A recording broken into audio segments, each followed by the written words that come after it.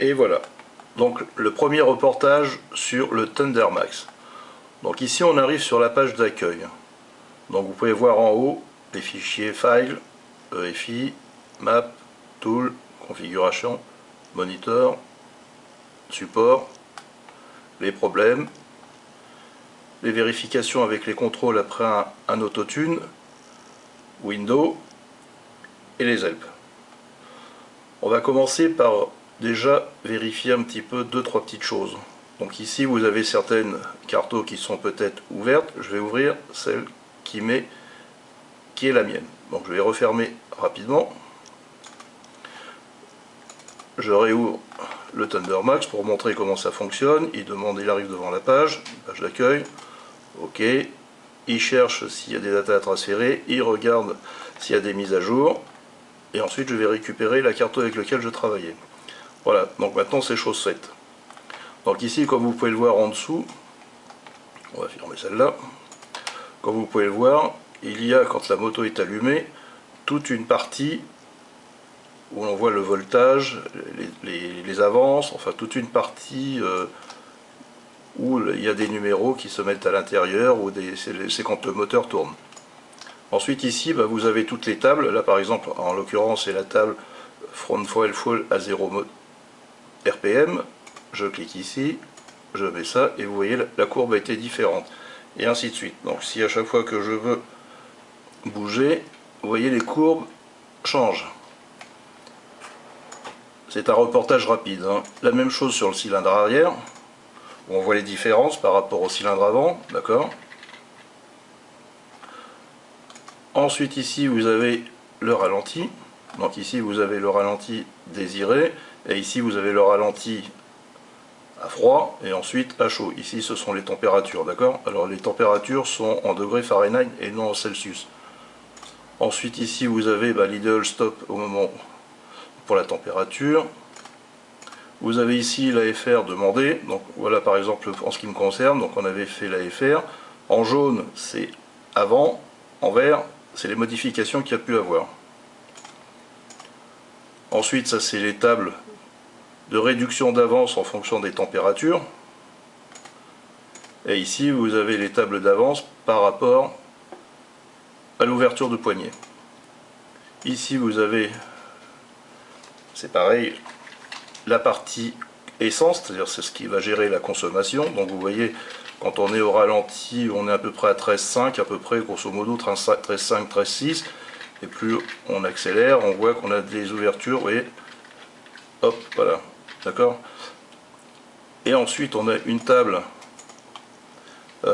qui est une table où on a directement tout ce qui peut se passer rapidement sur le moteur. C'est-à-dire que par exemple, si je veux voir le speedo calibration, c'est-à-dire le calibrateur pour le compteur, mais on voit par exemple pour un touring, c'est 44 750. Donc c'est pareil, on a pas mal de petites choses, mais enfin bon, ça on laissera de côté, on verra ça un peu plus tard.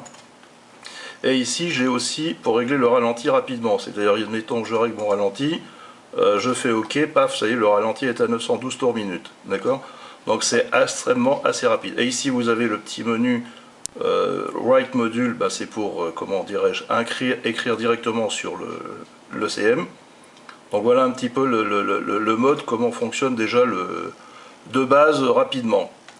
Quand on veut rechercher une map, c'est ce qui est le plus difficile à faire.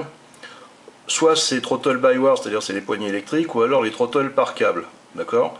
Donc on clique dessus, on arrive sur toutes les tables, et la simplicité résume en deux clics. C'est-à-dire que si je veux par exemple une 103, je clique avec la touche droite de la souris, et toutes les 103 vont s'appliquer ici.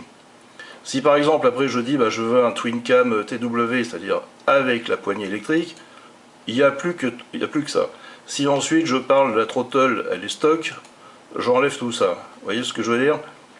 Ensuite, je vais de l'autre côté. Le téléphone sonne, ça doit être quelqu'un qui essaye de m'appeler. Je vais chercher les cams, et c'est pareil, si je veux la 525, je clique sur les 525. Donc voilà un petit peu, vous voyez, donc voilà toutes les 525, et on voit ici que quand on regarde, on voit ici par exemple que la 525, elle est pour des moteurs 103, Et ici, on voit bien que c'est développé pour des cams ou des 255 hors similar, c'est-à-dire que ces cams ont à peu près la même chose. Donc quand il faut travailler sur la recherche d'arbres cam, il faut regarder dans cette partie-là. Donc par exemple, ici, après, on regarde si on veut avec un échappement différent. Si par exemple, je veux un trou d'oual, je clique là-dessus, paf, et il m'en reste plus qu'un. Donc voilà un petit peu les choses, comment cela réagit. Donc voilà un petit peu les choses. Si je veux cette map, eh ben, je clique 2 fois dessus, paf, la map arrive ici, donc Harley Davidson 103, les cams comme on a vu, l'échappement, les injecteurs qui sont en stock, le filtre à air, les sorties d'échappement, et je fais load map. Une fois que j'ai loadé la map, vous voyez que c'est plus la différence. J'en ai eu une par exemple quand j'ai fait un aller-retour à 3, et là c'est la base map avec le numéro 351. Donc forcément, si je veux regarder la différence, on va tout de suite voir une différence. Donc maintenant, si je veux la charger, soit je viens ici et j'écris sur la map, ou alors je viens sur le côté là, et c'est pareil, write module and setting, c'est-à-dire j'écris dans la map.